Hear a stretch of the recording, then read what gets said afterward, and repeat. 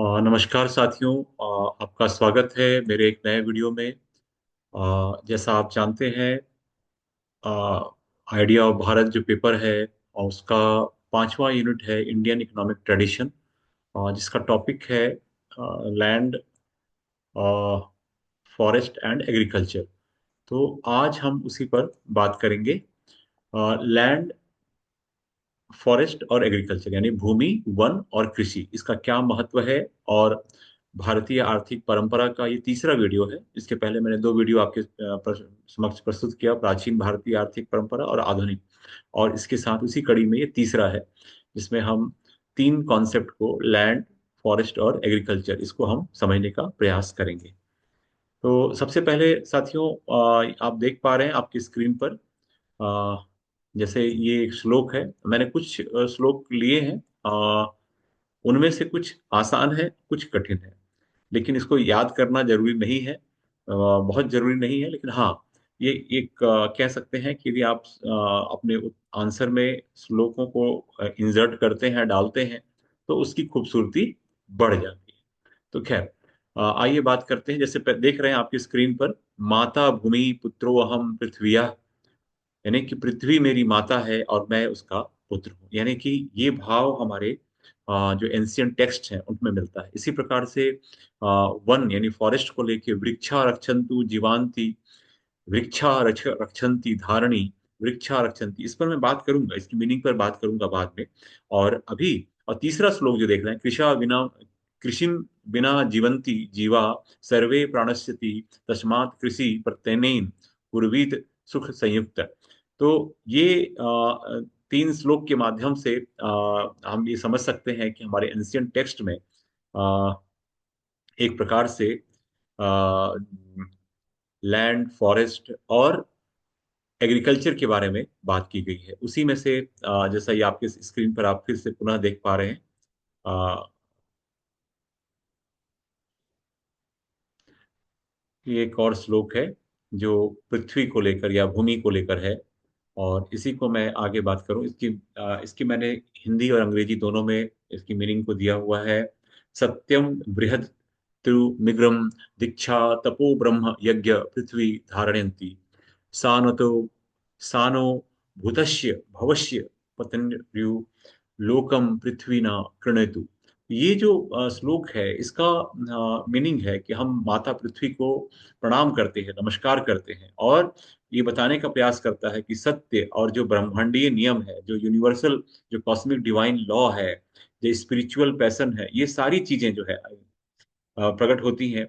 लेकिन इन सब चीजों को पोषण कौन कर रहा है, इन सब को मतलब एक प्रकार से स्थान दे रहा है, वो है धरती माता, यानी कि भूमि का महत्व दिखाया गया है। कि इसमें बताया गया है कि जो ब्रह्मांड में सब कुछ हो रहा है, सारी चीजें हो रही हैं, लेकिन उन सब चीजों को का जो पोषण कौन कर रहा है, वो धरती कर रही है। इसी प्रकार से अ, एक और चीज है कि who is the concert of the past and the future, and जो भूत और भविष्य की साक्षी है, और वह हमारे इस संसार में हमारे आंतरिक जीवन को ब्रह्मांडीय जीवन की ओर विस्तारित करती है। कहने का अर्थ यह है कि पृथ्वी ही जो है हमारा जो लौकिक जीवन है, और उसको, और ब्रह्मांडीय जीवन, इन दोनों को विस्तारित करती है। तो आइए इसी में क्रम में हम अगला आगे देखें। पृथ्वी को लेके एक और बहुत सुंदर श्लोक है। उसका भी मैंने हिंदी और अंग्रेजी दोनों में अनुवाद आपके सामने प्रस्तुत किया है, ताकि आपको समझने में आसानी हो।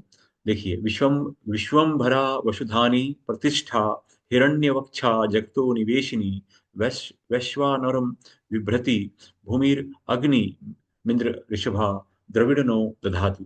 यानी कि फिर से, और प्रत्येक श्लोक जब स्टार्ट होता है तो हम पृथ्वी माँ को नमन करते हुए हम बात करते हैं। और इसमें कहते हैं कि वह सर्व धारण करने वाली है, विशंभरा है, यानी कि धरती जो है सबको धारण करने वाली है। वसुधा सभी धन की उत्पादक है, वह प्रतिष्ठित है, जिस आधार पर हम रहते हैं। और वह हिरण्यक्ष स्वर्ण वक्ष वाली है, और विश्व और इसमें जो अपने अंदर में सार्वभौमिक अग्नि भी रखती है, वह अग्नि जो इंद्र और ऋषभ को सशक्त बनाती है। और यही धरती माता मतलब हमें मजबूती प्रदान करती है। तो एक प्रकार से धरती माता के उस महिमा की भी बात की गई है, जिसमें वो बताता है कि वो सर्व धारण करने वाली, सब कुछ धारण करती है। यानी कि पृथ्वी पर आप देखिए हर चीज, चाहे उसमें हम अच्छी चीजें हों, खराब चीजें हों, सब चीज को धारण कर देती है। जैसे हमारी माँ है, हमारी अच्छी और हमारी अच्छाइयों को और बुराइयों को सबको धारण करती है। माँ के लिए उसका जो पुत्र है या उसकी जो पुत्री है, वह उसकी संतान है, और उसकी अच्छाइयों और बुराइयों के साथ वो स्वीकार करती है। यही माँ की खूबसूरती है, और यही चीज पृथ्वी की भी खूबसूरती है। यानी कि हमारे धरती पे गंदगी भी है, अच्छी भी चीजें हैं, प्रकृति की चीजें हैं, अच्छे लोग भी हैं, खराब भी है, सबको वो धारण कर रही है हर प्रकार से। इसमें समुद्र भी है, पानी भी है, पर्वत है, पहाड़ है, सारी चीजें हैं, और उस उन सब को धारण करने वाली ये पृथ्वी है। और इसको हमारे वैदिक मंत्रों में, वैदिक इसमें इसकी बहुत कह सकते हैं महिमा रही है। आइए इसी में हम इसमें एक चीज और है कि जो जो हमारे जो अर्ली वैदिक के जो लोग थे, जो वो कैटल रियरर थे, पेस्टरल सोसाइटी थी, और उनको कृषि का ज्ञान तो था, लेकिन कृषि उस बड़े पैमाने पे नहीं था, क्योंकि उस समय तक अर्ली वैदिक टाइम में लोहे की खोज नहीं हुई थी। इसलिए वो एक फिक्स जगह पे ये नहीं था। लेकिन उस समय पशुपालन इनका प्रमुख ये था, तो वो भी।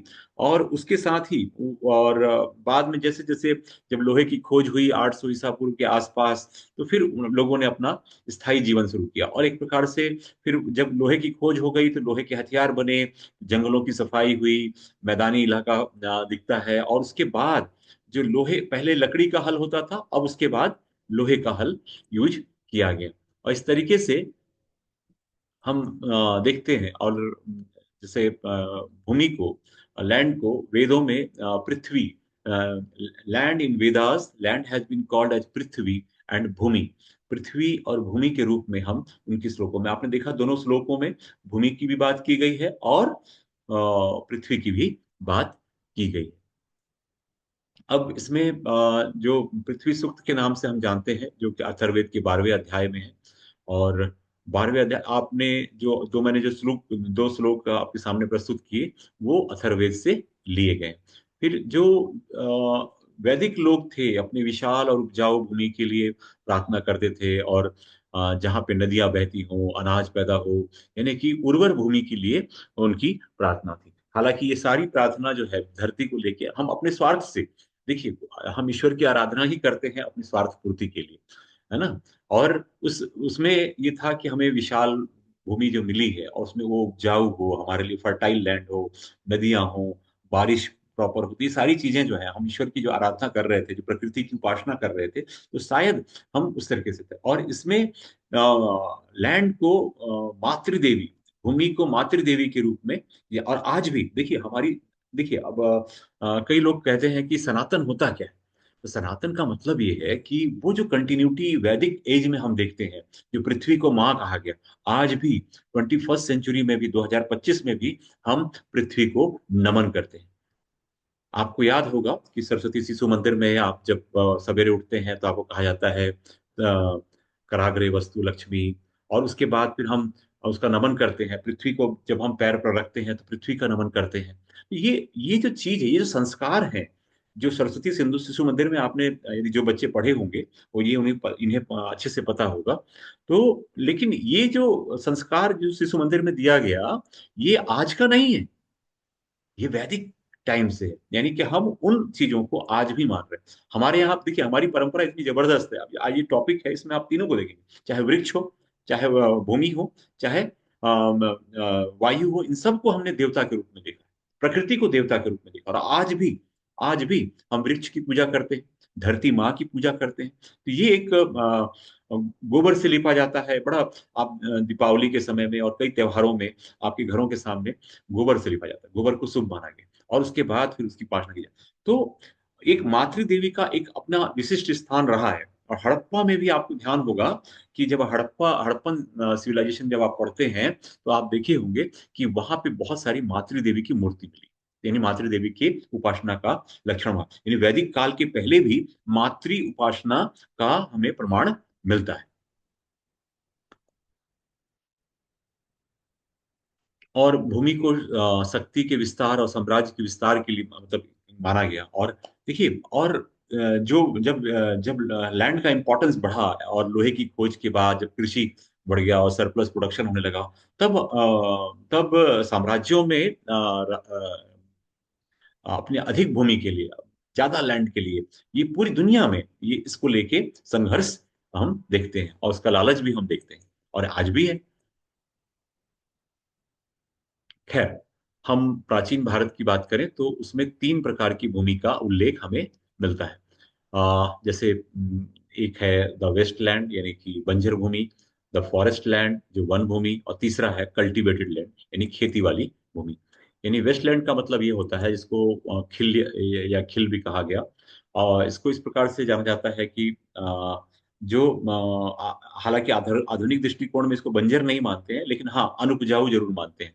बंजर और अनुपजाऊ के बीच में थोड़ा सा अंतर है, एक ऐसी जमीन जो बहुत फर्टाइल नहीं है लेकिन हाँ कुछ प्रोडक्शन हो जाता है उसको। तो इस तरीके से आज के जो आधुनिक विचारक हैं उसको उस प्रकार से देखते हैं। तो पहला है बंजर यानी कि वेस्ट लैंड के रूप में हम देखते हैं। दूसरा है आपका फॉरेस्ट लैंड, जहाँ पे जो फॉरेस्ट यानी कि जंगल की श्रेणी में, जहाँ पे जंगल है और घना जंगल है, और कई प्रकार के वन है, और वहाँ पे आपकी जंगली जानवर है, और लोग डरते हैं जंगल में जाने में, डरते हैं कि वहां पे चोर होंगे, डाकू होंगे, और इस प्रकार के अवसर। लेकिन ये भी बात है कि जंगल में साधु भी मिलेंगे आपको, संत भी मिलेंगे जहाँ वो उपासना कर रहे होंगे। तो इस प्रकार के हमारे प्राचीन साहित्य में इसका मिलता है। इसको अरण्य कहा गया, या ये जिसको वन को हम अरण्य के नाम से जानते हैं, अरण्य फॉरेस्ट के नाम से हम जानते हैं। फिर तीसरा कैटेगरी जो है लैंड का, वो कल्टीवेटेड, जो सबसे महत्वपूर्ण और सबसे वैल्यूएबल जो था वो था कृषि भूमि, है ना, जिसमें हम खेती कर सकते थे। और इसको जो जो जहाँ पे खेती, उसको उर्वर, फर्टाइल लैंड को उर्वर लैंड यानी कि उर्वर भूमि कहा गया था, जिसमें उर्वरता ज्यादा हो, फर्टिलिटी ज्यादा हो, जहाँ पे जमीन में कम फर्टिलाइजर डाल के हम अच्छा प्रोडक्शन कर सकते हैं। यानी देखिए, हमारे यहाँ जो पारंपरिक जो खेती थी उसमें हम वो गोबर का खाद या जो केचुए का खाद जो आजकल हम देखते हैं, लेकिन ये उस जमाने में भी था। उस जमाने में भी था कि हम जो हमारे जो खरपतवार है उनको जमीन के नीचे दबा दिया जाता था, फिर बाद में उसको निकाल के करते थे। फिर लैंड को हम जो आज हम आधुनिक देखते हैं, तो आज मशीनों ने इसका स्थान ले लिया जरूर है, चीजों में बदलाव आया है, लेकिन उस जमाने में भी देखते हैं। तो आवासीय भूमि या कृषि भूमि का सर्व मतलब वैदिक टाइम से लेके आज तक उसका इम्पोर्टेंस है। हालांकि अब जिस प्रकार की विकास की गति में हम आगे बढ़ रहे हैं, वहां पे ये कहना बेमानी होगा कि कृषि भूमि को लेके हमारा महत्व तो है, लेकिन हम जो कंक्रीट के जंगल खड़े कर रहे हैं, मल्टी स्टोरी बिल्डिंग्स बना रहे हैं, और हम तथाकथित विकास की तरफ भाग रहे हैं, तो मुझे लगता है कि आने वाला जो समय है वो बहुत कठिन होगा, जब हमारे पास खेती के लिए जमीन ही नहीं बचेगी, क्योंकि सारी जमीनें तो शहर निकल जाएगा। तो खैर, हाँ, हम आते हैं वापस वहां पे, जो अभी मैंने बात की तीन प्रकार के लैंड की, लेकिन हाँ प्राचीन काल में लैंड के ओनरशिप पर भी बात होती है साथियों। लैंड की ओनरशिप का मतलब उसकी भूमि का मालिक कौन हो, इस बात को लेके भी बात आती है। तो अब ये है कि शुरुआत में यदि हम देखें तो लैंड का एज सच कोई मालिक दिखता नहीं है, लेकिन हाँ लैंड का जो जमीन भूमि का जो कबीले होते थे, कबीलाई, चूंकि वैदिक सब परंपरा में आप देखेंगे, वैदिक काल उत्तर वैदिक काल में तो कबीले थे, तो कबीलों का उस भूमि पर अपना एक अधिकार होता था। और कबीले में एक प्रकार से जो कबीले की इंडिविजुअल ओनरशिप होती थी, लेकिन बाद में धीरे धीरे कबीले के कुल का हो गया, एक कुल की जमीन है, फिर उसके बाद ऐसे करते करते फिर परिवार का, ये चीजें हम देखने लगते हैं। यानी कि पहले कलेक्टिव रूप से लैंड जो है आपके एक पूरे कबीले की थी, लेकिन धीरे धीरे फिर उसमें इंडिविजुअल जो ओनरशिप है यानी कि व्यक्तिगत स्वामित्व है, वो हम देखने को मिलता है। फिर भूमि को नापने का भी हमको उल्लेख मिलता है प्राचीन काल में। भूमि को को अपने सुरक्षित करने के लिए बाड़ यानी कि बाउंड्री फेंसिंग करने का भी हमको उल्लेख मिलता है। और ये सारे उल्लेख आपको अथर्ववेद में, पाली साहित्य में यानी कि बौद्ध साहित्यों में, और मनुस्मृति में भी मिलता है। और कौटिल्य के अर्थशास्त्र में भी मेजरमेंट के बारे में बात की गई है। कौटिल्य का जो अर्थशास्त्र है वो भी बहुत विस्तार से लैंड और उसके इम्पोर्टेंस और उसके मेजरमेंट के बारे में बात करता है, फेंसिंग के बारे में बात करता है। और ये बात याद रखिए कि भूमि जो है उस समय प्राचीन काल में land was the source of livelihood for the common man and it was also the biggest source of income for the state. ये कॉमन मैन का तो था ही और सबसे बड़ा स्रोत था इनकम का भी। और जो हमारे उत्तर भारत की जो अर्थव्यवस्था है वो काफी हद तक भूमि संसाधनों पर आधारित थी, यानी कृषि व्यवस्था पर आधारित थी। आइए आगे बात करें। लैंड ओनरशिप पे ही हम बात करते हैं। लैंड ओनरशिप का जो सिंपल फंडा है मैं आपको बता दूं कि मैंने बताया कि पहले कबीले का महत्व था, फिर व्यक्तिगत था। लेकिन ये मान लिया जाता है कि थियोरेटिकली ये माना जाता था कि सारी जमीन राजा की है, यानी कि उस पे किसका अधिकार है? राजा का अधिकार। और राजा ही अपनी जमीन, जो जमीन है उसको चाहे इंडिविजुअल लेनर ओनरशिप हो या किसी चीज को, यदि राजा ही उसको अधिकार को देता है अपनी प्रजा को। और वैदिक पीरियड में किंग के पास अधिकार तो था, लेकिन वो बिना विश या सभा के अनुमति के बिना वो नहीं दे सकता था। यानी कि उस समय राजा निरंकुश नहीं था। उसके ऊपर उसको यदि लैंड किसी को देना है तो उसके लिए पहले अपनी सभा या समिति के जो लोग हैं तथा या जो उनकी जो विश है उससे पहले बात करनी होगी और उसकी सहमति के आधार पर वो दे पाएंगे। लेकिन बाद में धीरे धीरे इन सब संस्थाओं का महत्व कम हो गया, सभा समिति इन सब का महत्व कम हुआ और राजा का महत्व बढ़ गया, राजा का अथॉरिटी बढ़ गई। तो उससे वो लैंड का जो डिस्ट्रीब्यूशन है वो राजा फिर कर पाता। फिर जो धीरे धीरे मैंने इसी की बात तो जो कबीलों की जो लैंड ओनरशिप की जो बात है वो धीरे धीरे कमजोर पड़ती गई। और भूमि के बंटवारे को लेके कबीलों का जो स्वामित्व का जो अधिकार था वो कमजोर पड़ गया। फिर कलेक्टिव ओनरशिप की जो बात हुई तो जिसमें मैंने कहा कि राजा का ये हुआ कि सारी भूमि से वो लगान वसूल करेगा, यानी कि टैक्स वसूल करेगा। और लगान वसूल करने की बात जो है जब हम देखते हैं साथियों, तो सबसे जो इम्पोर्टेंट है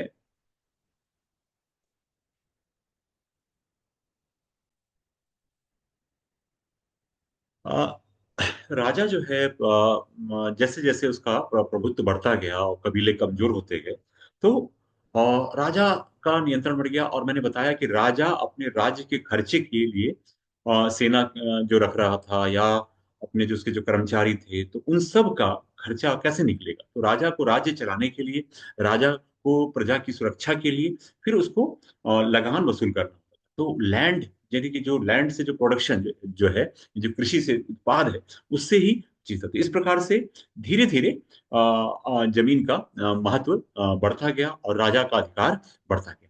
दूसरा, जो राज्य के अंतर्गत जो जमीन डायरेक्ट कंट्रोल में होती थी राजा की, उसको सीता भूमि भी कहते थे। तो direct control of the king, उसको क्राउन लैंड मतलब कहा गया, या उसको कहा जाए सीता, सीता भूमि। सीता का आप जानते हैं मीनिंग कि सीता का जो जन्म है वो कहते हैं कि जब राजा जनक हल चला रहे थे और तब उनका हल जो है एक घड़े से टकराया और फिर धरती के अंदर से ही एक शिशु का जन्म, एक कन्या का जन्म मिलती है। तो वो सीता, तो वहां से ये हमको ये कथा मिलती है कि जो भूमि को सीता के रूप में देखा गया। तो ये सीता लैंड वो था जो राजा के डायरेक्ट कंट्रोल पे था, डायरेक्ट नियंत्रण पे था। आगे बात करते हैं साथियों। लैंड ओनरशिप की बात करते हैं तो राजा को मैंने बताया कि वो टैक्स रेवेन्यू की बात हो रही थी। तो दो प्रकार के टैक्स के बारे में हम सुनते हैं, बलि और भाग। ये दो पॉपुलर लैंड रेवेन्यू का एक तरीका था जो राजा वसूल करता था। और राजा का कर्तव्य ये भी था कि खेती के लिए जो बंजर भूमि है, जिसको अनउपजाऊ भूमि, उसको भी साफ करवा के उसको भी नई आबादी को बसाने का काम करना और उसको खेती के लिए कोशिश करना। और फिर बलि जो है लोगों की सुरक्षा के बदले वसूला जाता था। और कई जगह पे ऐसा मिलता है कि स्वेच्छा से भी, पहले शुरुआत में स्वेच्छा से देते थे, फिर बाद में ये कंपलसरी टैक्स हो गया। फिर गौतम धर्मसूत्र में भी इसका उल्लेख मिलता है, जिसमें भूमि की उत्पादकता, यानी कि उसका जो प्रोडक्शन कैसा है, उस प्रोडक्शन के आधार पे जो टैक्स का जो अमाउंट है वो डिपेंड करता था कि वन सिक्स होगा, वन सिक्स यानी कि 16.66%, वन एट्थ यानी कि आपका हो गया अराउंड कितना होगा? 12.5% और 1/10 यानी कि 10%। तो ये इसको हम इस प्रकार से समझ सकते हैं। और दूसरा जो कर था भाग, जो पहले कबीले में था, और उसमें उसके हिसाब से ये टैक्स लिया जाता था। और बाद में राजा के आने के बाद हम देखते हैं कि जब राज्य एक रूप राज्य का रूप ले लिया, जब जब हम महाजनपद और जनपद का की बात करते हैं, महाजनपद की बात करते हैं, तब हम देखते हैं कि उस बलि और भाग दोनों पर क्लेम राजा का हो गया। पहले स्वेच्छा से था, अब वो कंपल्सरीली दोनों हो गया। अब ये कौटिल्य दोनों प्रकार के करों का उल्लेख अपने अर्थशास्त्र में करते हैं। अब आते हैं साथियों, हमने पहले बात की लैंड कितने प्रकार के हैं, फिर मैंने बात की लैंड ओनरशिप की कि उसका मालिक कौन होगा, उसका भू स्वामित्व का क्या उस प्रकार होगा। फिर लैंड ग्रांट, एक टर्म मिलता है कि भूमि अनुदान या भूमि दान। ये इसका पहला उल्लेख हमको यदि हम देखते हैं तो हालांकि धर्मशास्त्रों में मिलता है, मनु भी कहते हैं भूमि उसी की होती है जिसपे जो खेती करता है। देखिए नियम तो यही है, और यही होना भी चाहिए कि जो खेती करता है, the land belongs to him who first cultivate, जो पहले उस पर खेती करता है ना। लेकिन धीरे धीरे स्वामित्व की प्रकृति बढ़ते गई, जो धीरे धीरे जो प्राइवेट लैंड की जो प्रवृत्ति है वो बढ़ती गई। और फिर यहाँ पे हमको देखते हैं कि बड़े भूस्वामी, यानी कि जिनके पास बहुत ज्यादा जमीन, चाहे शक्ति के आधार पे जमीन अर्जित की गई हो, इस प्रकार से उन भूस्वामित्वों को गहपति कहा गया, है ना। और एक चीज और था कि राजा जो है अपनी इच्छा से ब्राह्मणों को, मंदिरों को या बौद्ध मठों को भूमि दान करते। पहला भूमि दान का उल्लेख, ध्यान रखिएगा, ये प्रतियोगी परीक्षाओं में पूछा जाता है कि प्रथम ब्राह्मणों को भूमि दान का पहला उल्लेख कहाँ मिलता है। ये सातवाहन वंश, आंध्र सातवाहन वंश, जो लोअर महाराष्ट्र यानी कि निचले महाराष्ट्र और कर्नाटका वाले हिस्से में और आंध्रा वाले हिस्से में ये शासन कर रहे थे। तो आंध्र सातवाहन वंश, जिसमें गौतमीपुत्र सातकर्णी, वशिष्ठी पुत्र पुलुमावी, है ना, शक्तिश्री और सिमुक इसका संस्थापक था। तो आंध्र सातवाहन वंश में पहली बार हमको ब्राह्मणों को भूमि दान देने का उल्लेख मिलता है। शुरुआत में ये भूमि दान जो है एक छोटे हिस्से हुआ। कई बार हमको मिलता है कि भूमि का जो जो ग्रांट है, जो तो वो ग्रांट कई प्रकार का, किसी किसी को मतलब सामूहिक रूप से कई ब्राह्मणों को दे दिया गया कि भाई हाँ चलिए ये लगान मुक्त भूमि आपको दे दिया गया, इससे आप अपना भरण पोषण करिए, है ना। कई बार हम देखते हैं कि पूरे जो कलेक्टिवली, मतलब मैंने कहा ना कि कई ब्राह्मणों को मिला के एक दे दिया कि हाँ ये जमीन आपके लिए है। फिर कई बार पे इंडिविजुअल ग्रांट भी हम देखने को मिलते हैं। और ये जो ग्रांट दिया जाता है, ये जो भूमि दान दी जाती थी, वो दान में दी गई भूमि पर कोई लगान वसूल नहीं होता था, कर मुक्त था, किसी प्रकार का टैक्सेशन उनको नहीं देना था। ये था। और यहां से आप धीरे धीरे देखेंगे कि फ्यूडलिज्म यानी कि सामंतवाद का यदि हम देखें तो आंध्र सातवाहन वंश, फिर बाद में गुप्त काल में ये प्रवृत्ति बढ़ती गई। और गुप्त काल के बाद तो आप देखते हैं कि गुप्त काल के पतन के बाद कई सामंतों का उदय होता है, और फिर वो राजपूत राजाओं का आप देखते हैं पूरे उत्तर भारत में सामंतवाद, जो फ्यूडलिज्म है, यानी कि छोटे छोटे छोटे छोटे जो पहले उनको कुछ जमीन की दान मिली, फिर उस बढ़ते बढ़ते बढ़ते उन्होंने अपना दायरा बढ़ा लिया। फिर ये बाद में स्वतंत्र शासक की भांति वो बिहेव करने लगे, यानी कि उनके पास जमीन थी, वो खुद खेती नहीं कर रहे थे, उनके अंदर बहुत मातहत कई लोग काम कर रहे थे, उनकी जमीनों पे काम कर रहे थे। तो इस तरीके से फिर धीरे धीरे उन्होंने अपनी अपनी जमीन की सुरक्षा के लिए सैनिक रखे, धीरे धीरे अपनी शक्ति बढ़ा ली। तो ये जो सामंतवाद का उदय का हम देखते हैं, तो यहाँ से हम देख पाते हैं लैंड जो जो ग्रांट के रूप में हम जब देखते हैं ब्राह्मणों को या मंदिरों को या बौद्ध मठों को, इस तरीके से ये देने का उल्लेख मिलता है।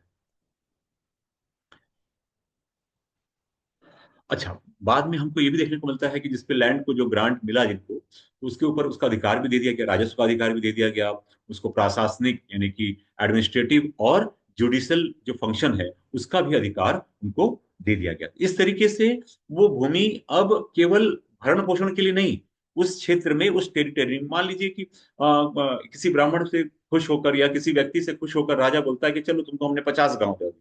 अब 50 गांव का जो क्षेत्र है उसका, उसमें से कुछ गांव उसको डायरेक्ट दिया कि भाई ये तुम्हारे भरण पोषण के लिए, और ये बाकी क्षेत्र तुमको उसका प्रशासन देखना है। यानी कि एक प्रकार से एक छोटी ऑटोनॉमी। जब तक राजा बहुत मजबूत है तब तक तो वो फ्यूडल जो जो जो जिनको ग्रांट मिला है तब तो ठीक है, अपने इसमें है। लेकिन जैसे ही राजा कमजोर हुआ तो ये अपने आप को स्वतंत्र राजा की भांति अपना व्यवहार करने लगते हैं। तो ये चीजें हम देखने को मिलती है। तो उसको एडमिनिस्ट्रेटिव पावर भी दिया गया और जुडिशरी के भी पावर, यानी कि न्याय करने की भी शक्ति दी गई।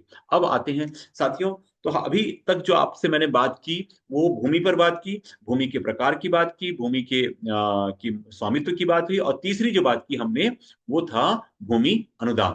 अब आते हैं जो दूसरा है, आज के टॉपिक का दूसरा हिस्सा है, वो है वृक्ष की, यानी कि फॉरेस्ट, जिसको हम जंगल की बात करते हैं। तो आइए उस पर हम बात करें। इसमें देखिए, वृक्षा रक्षन्तु जीवांति, वृक्षा रक्षन्ति धारिण, वृक्षा रक्षन्ति प्राणांति, वृक्षा रक्षन्ति धर्मिणा। यानी पेड़ जीवितों की रक्षा करता है और पेड़ों की धारकों की रक्षा करे, और पेड़ जीवन की रक्षा करे, पेड़ धर्मी लोगों की रक्षा करते हैं। इस प्रकार से जो वृक्ष यानी कि पेड़, यानी जब हम वन की बात करते हैं, जंगल की बात करते हैं, तो उसको हम देखते हैं कि कितना उसका महत्व है। और हमारे पूरे इसमें जो फॉरेस्ट जो है, forest and Aranya was the uncultivated land beyond A village. गांव के बाहर जहाँ पे खेती नहीं हो, और वहां पे जो जो जंगल है उसको हम जंगल कहते हैं। और फॉरेस्ट में full of trees, herbs, wild animals were regarded as sacred as well as dreadful place. दोनों बात कि पेड़, जड़ी बूटी और जंगली जानवर से भरा हुआ पवित्र स्थान भी है, साथ ही साथ भयानक भी। भयानक इसलिए क्योंकि वहाँ जंगली जानवर भी हैं, लेकिन पवित्र इसलिए भी क्योंकि वहाँ बहुत सारे ऐसे आंवले का पेड़ है, बहुत सारे जड़ी बूटियों के जो पेड़ है वो है, तो उसका उसका महत्व है। और दूसरा कि जंगल में पवित्र इसलिए भी है क्योंकि वहां पे संत, साधु संत अपनी उपासना भी कर रहे हैं। खराब इसलिए है, भयानक इसलिए है क्योंकि वहाँ चोर और डाकू भी हैं। तो ये सारी चीजें हम देखने को मिलता है अपने एंशियंट टेक्स्ट में, और इसको इस प्रकार से हम देखते हैं। फिर जो बहुत विस्तारित वन था, जो उत्तर भारत में जो विशाल वन थे, उनको दीर्घ अरण्य भी कहा गया। और प्रारंभिक इसमें हम देखते हैं अपनी सब इसमें इतिहास में कि लोगों का वन के साथ, फॉरेस्ट के साथ एक गहरा संबंध रहा है। जो और हमारे जो आप देखिए, मैं तो वैदिक काल की बात करता हूँ, उसके पहले यदि आप जाएं हड़प्पा में, जब आप पढ़ेंगे और हड़प्पा का काल का यदि आपने इतिहास पढ़ा होगा, तो आप इसके लिए मेरा video Harappa Indus Valley Civilisation पे भी आप देख सकते हैं। दो वीडियो मैंने वहां पे डाले हैं। तो वहां पे मैंने बताया है कि वो जो है वो भी वृक्षों की पूजा करते हैं, मतलब हड़प्पा के लोग भी करते हैं। मैंने कहा मातृ देवी की पूजा करते हैं, सूर्य की उपासना करते हैं, वृक्षों की पूजा करते हैं, और इसका उल्लेख हमको वैदिक ग्रंथों में मिलता है। ये वृक्ष को भी हम पूजा करते हैं। आज भी हम वट वृक्ष की, पीपल की, है ना, आम के पत्ते का बड़ा महत्व है, तुलसी का महत्व है, आंवले का महत्व है। आप देखिए हमारा आज भी, देखिए इसी को ये आप बार बार मैं आपसे कहता हूँ कि आजकल बहुत सनातन सनातन की बात होती है। तो मैं आपको बताना, मैं अपने आइडिया ऑफ भारत की वीडियोस के माध्यम से मैं सनातन को बताते भी चलता हूँ कि सनातन का मतलब ये है कि जो चीज हम उस समय कर रहे थे, आज से 3,500 साल पहले जो चीजों का महत्व था, वो आज भी है।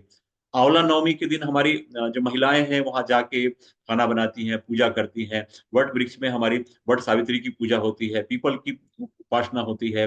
आम के पेड़ का अपना महत्व है, आम के पत्तों का महत्व है। आज भी घरों के सामने हम तोरण बनाते हैं। तो जो early Indians worship trees as a divine entity, यानी कि दैवीय सत्ता के रूप में पूजते थे। तो अर्ली इंडियंस कर रहे थे, तो क्या हम नहीं कर रहे हैं? हम भी कर रहे हैं। यही सनातनता है, इसी बात को समझना है। आइडिया ऑफ भारत का पेपर ही इसलिए है कि ये बताने का प्रयास करता है कि जो चीजें उस समय थी वो आज भी वैसी ही हम कर रहे हैं, उसमें कुछ भी बदलाव नहीं। मतलब हाँ, आधुनिक हम हो गए, भले हम कोट पैंट पहने, हम बड़ी गाड़ियों में चले, लेकिन जब हम उपासना की बात आती है तो हम उन सारी रिचुअल्स को करते हैं। चाहे कितना भी पैसा वाला व्यक्ति हो, कितना भी बड़ा व्यक्ति हो, वो रिचुअल्स जब करेगा तो वो वृक्ष की पूजा भी करेगा, धरती की पूजा करेगा, जल की तो सूर्य की उपासना, ये सारी चीजें आज भी वो विद्यमान। यही सनातन, यही सनातन। सनातन का मतलब कुछ और नहीं है। सनातन का मतलब ये है कि वो कंटिन्यूटी आज भी बनी हुई है। जबकि दुनिया की सभ्यताओं में वो नष्ट हो चुकी है। वो क्या करते थे वो आज उनको पता नहीं, जो पता है वो फॉलो नहीं करते। तो खैर, तो हमारे जो बुद्धिस्ट और जैन जो टेक्स्ट हैं वो भी ये बताते हैं, वो भी उनके जीवन में भी मतलब वृक्षों का बड़ा महत्व है। यानी कि वैदिक आर्यों के, मतलब जो वैदिक जो लोग थे, उनके अलावा बौद्धों और जैनों में भी पेड़ों को पवित्र माना गया है। और इसमें कल्प वृक्ष की कल्पना की गई है, जो इच्छा पूर्ति करने वाला वृक्ष माना गया है। इस प्रकार से कह सकते हैं कि हमारे इसमें वृक्षों का बड़ा महत्व है।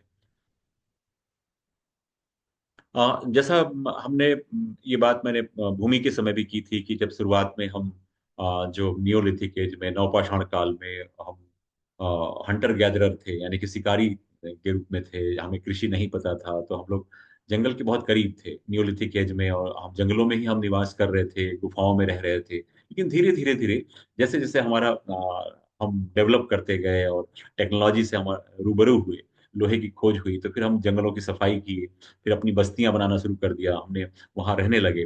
और फिर बाद में हमारे पास कुल्हाड़ी, दराती, टंगिया, अलग अलग जगह के हथियार आए, फिर लोहे का हल, पहले लकड़ी का हल होता था, फिर लोहे का हल हो गया, तो फिर खेती, एक्सटेंसिव खेती हुई। और एक चीज और भी, जो दुर्भाग्य हुआ कि यहीं से वनों का विनाश भी शुरू हुआ।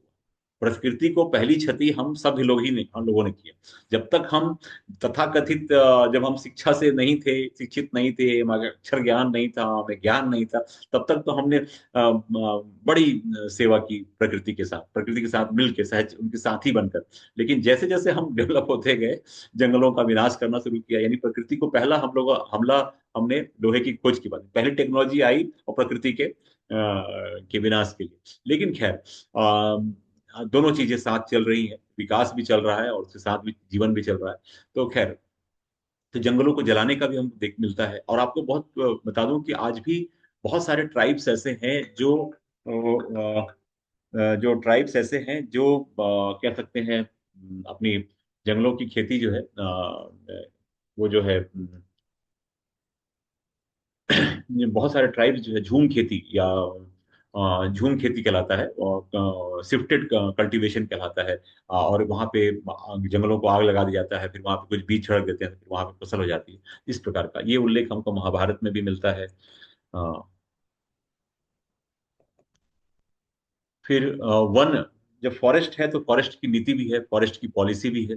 तो वन नीति को लेके सबसे पहला यदि हमको उल्लेख मिलता है तो वो हमको मौर्यन पीरियड में मिलता है। मौर्य काल में इसका उल्लेख हमें मिलता है। और सबसे इम्पोर्टेंट है कि कौटिल्य ने इन सब चीजों को और सबके लिए कानून भी बनाया। और अर्थशास्त्र में हमको सबका उल्लेख, वन संसाधन जो है, जो फॉरेस्ट के जो रिसोर्सेज हैं, वो रेवेन्यू का एक बड़ा इंपॉर्टेंट सोर्स के रूप में हम देखते हैं। और हम ये भी देखते हैं कि जो जो कहते हैं कि राज्य को टिम्बर, यानी कि सागौन की लकड़ी, शीशम की लकड़ी, ये सारे जो वन थे, इससे भी आय हो रहा था।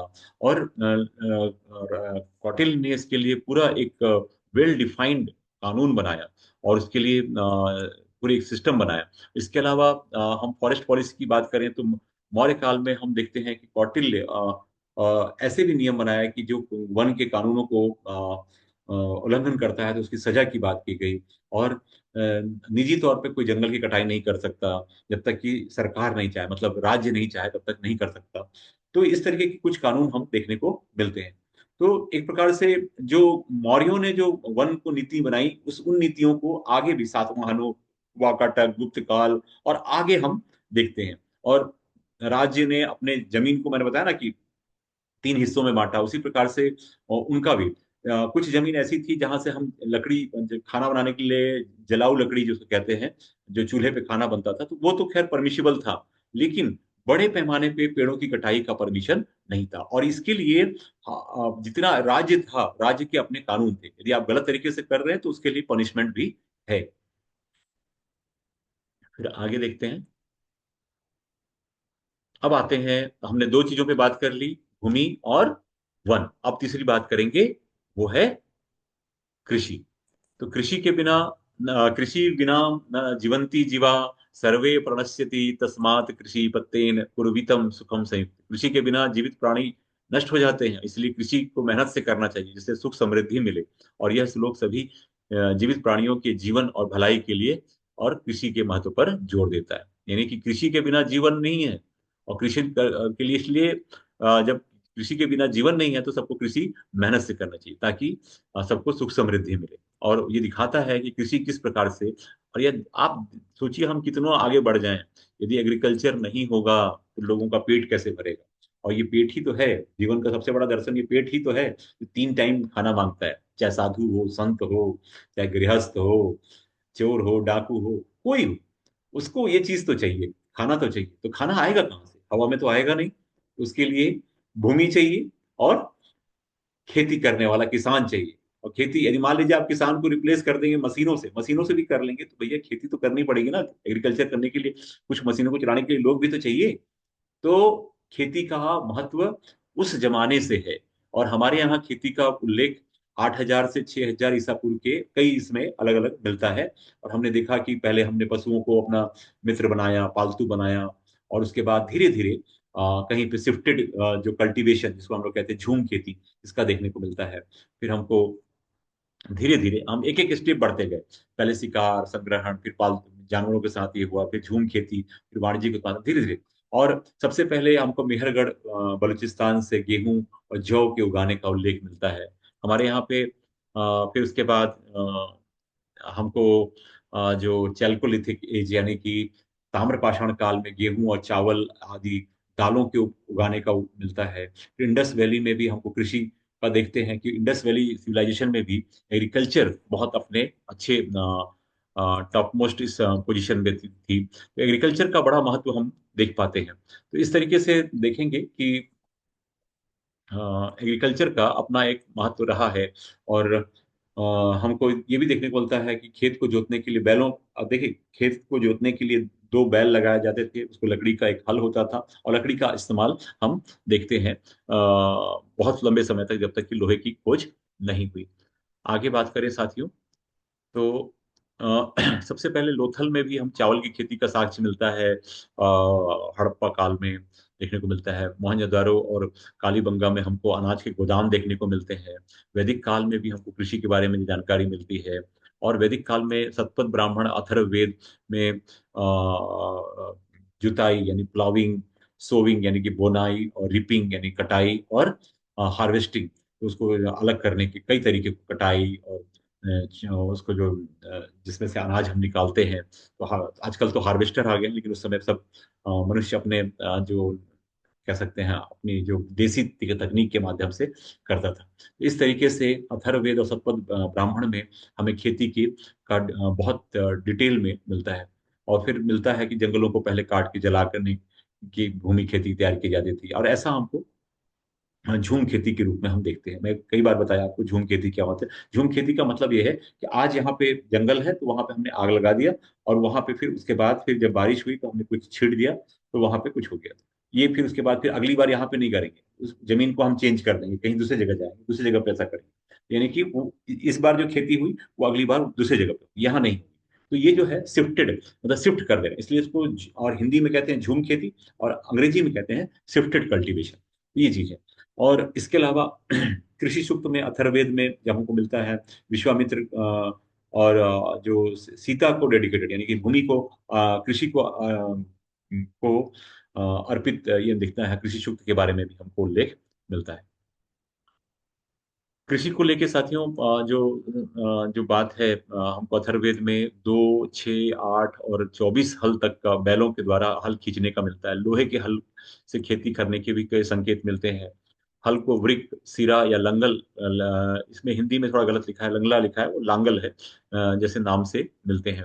और उस समय जो कल्टीवेशन के समय में कृषक जो है पूषण देवता, देवता इंद्र और पूषण की प्रार्थना करते थे। पूषण को चरवाहा देवता कहते, पशुओं के देवता थे, मवेशियों की रक्षा करते थे, तो उनकी उनकी उपासना का उल्लेख हमको मिलता है। सतपथ ब्राह्मण में हमको, मैंने कहा कि प्लाविंग, सोविंग, रिपिंग और थ्रेसिंग, इन सब चीजों का मिलता है। हल चलाना, बोना, काटना, छांटना, इन सब की चीज के लिए का उल्लेख हमको मिलता है सतपथ ब्राह्मण में। आगे आइए, अब बात करते हैं कृषि उत्पाद। क्या क्या कृषि उत्पाद देखने को मिलते हैं? जैसे मैंने कहा कि यव यानी कि जौ और गेहूं, इसका उल्लेख तो हमको बहुत एंशियंट टाइम से मिलता है। फिर चावल का भी उल्लेख हमको मिलता है ना। चावल को व्रीहि कहा गया, गेहूं को गोधुम कहा गया, जौ को यव कहा गया। इसके अलावा हमको हस्तिनापुर और अतरंजी खेड़ा उत्तर प्रदेश में चावल की खेती के निशान मिलते हैं। इसके अलावा आपको बृहदारण्यक उपनिषद में 10 प्रकार के अनाजों का उल्लेख मिलता है। चावल, जौ, सेम, बाजरा, पनिक, बीज, गेहूं, मसूर दाल, और ये सब अलग अलग प्रकार के कह सकते हैं कृषि उत्पादों का उल्लेख हमें मिलता है। इसके अलावा हमको बौद्ध ग्रंथों में भी धान खेती का उल्लेख मिलता है। पाली जो स्रोत हैं, जो पाली भाषा के जो स्रोत हैं, उसमें भी चावल की खेती की बात की गई है।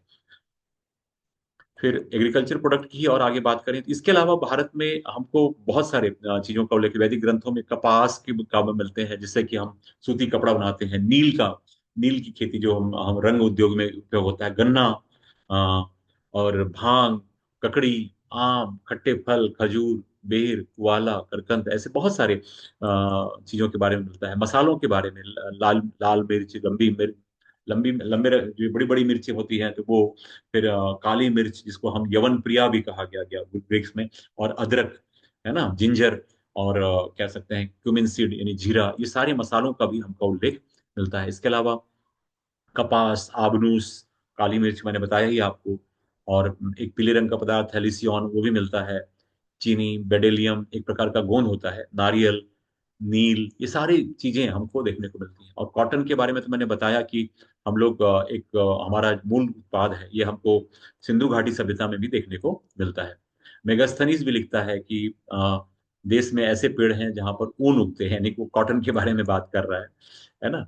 और पेरिप्लस ऑफ द एरिथ्रियन सी एक किताब है, जिसके लेखक अज्ञात हैं। उन्होंने कहा है बीटल ट्रेड, यानी कि एक प्रकार से जो पान के पत्तों के बारे में बताता है कि पान के पत्तों का पान के व्यापार के बारे में बात करते हैं। अफीम और तंबाकू का कोई उल्लेख नहीं मिलता है। बहुत एंशियंट टाइम में अफीम और तंबाकू, ध्यान रखिएगा कि नशा की चीजें नहीं थी, अफीम और तंबाकू दोनों हमारे यहाँ नहीं था। पान था, जो पान आप खाते हैं, तो पान एक प्रकार से हमारे पूजा में भी काम आता है और चिकित्सा में भी काम आता है। जब मुंह में छाले हो जाते हैं तब पान खाया जाता है। तो ये है। और इसके अलावा हम सिंचाई की बात करें तो बेसिकली सिंचाई का यदि बात करें तो हम लोग मानसून पर निर्भर करते थे और इंद्र देवता की प्रार्थना करते थे ताकि भरपूर बारिश हो, ताकि खेती अच्छी हो, है ना। और इसके अलावा बाद में हमको जो देखते हैं कि पर्जन्य, बादलों के देवता थे, वर्षा के देवता इंद्र, इन सब की हम उपासना करते थे। अथर्ववेद में भी हम देखते हैं वर्षा सूक्त की बात की गई हुआ, जिसमें कि खेत के लिए पानी के लिए प्रार्थना की गई है। और इसके बाद हम देखते हैं बांधों के निर्माण की बात होती है, तालाबों की बात होती है, इस प्रकार का भी हमको उल्लेख देखने को मिलता है। फिर सिंचाई की ही बात करें साथियों आगे, तो हमें कौटिल्य और मेगस्थनीज के जो बहुत सारे शिलालेख हैं उसमें भी हमको सिंचाई की बात मिलती है। और हमें जो जूनागढ़ का में जो हमको देखते हैं सुदर्शन झील की बात, इसका निर्माण तो चंद्रगुप्त मौर्य के समय ही हुआ था, और इसके बाद में फिर अशोक के समय इसका ये हुआ, आगे जाके रुद्रदामन के समय, और स्कंदगुप्त के समय में। तो जूनागढ़ का जो झील है उसके निर्माण की बात तो वो लंबे समय से हम देखते हैं। इस प्रकार से मौर्य काल में सिंचाई को भी एक व्यापक प्रणाली थी, जिसमें किसानों को नदियों, तालाबों और कुओं से पानी के उपयोग के आधार पर एक निश्चित राशि, यानी कि सिंचाई के लिए भी कर देना पड़ता था, जो एक तिहाई से लेके 1/5 यानी कि 20% से लेके 33% तक होता था। और यदि जो प्राकृतिक जल स्रोत हैं उससे भी कोई छेड़छाड़ करता है जिस पर राज्य का अधिकार है, तो कठोर जुर्माना करने का भी हम देख पाते हैं। तो सुदर्शन झील के बारे में मैंने बताया कि चंद्रगुप्त मौर्य के समय में है, और फिर बाद में भी आप देखते हैं कि शक शासक रुद्रदामन ने भी इसका रिकंस्ट्रक्शन कराया, और फिर बाद में स्कंदगुप्त ने इसका पुनरुद्धार कराया। तो जो सुदर्शन झील चंद्रगुप्त मौर्य के समय में, फिर अशोक के समय में, वो उसका चलता रहा। तो इस प्रकार का उल्लेख हमको अभिलेखों में भी मिलता है ना।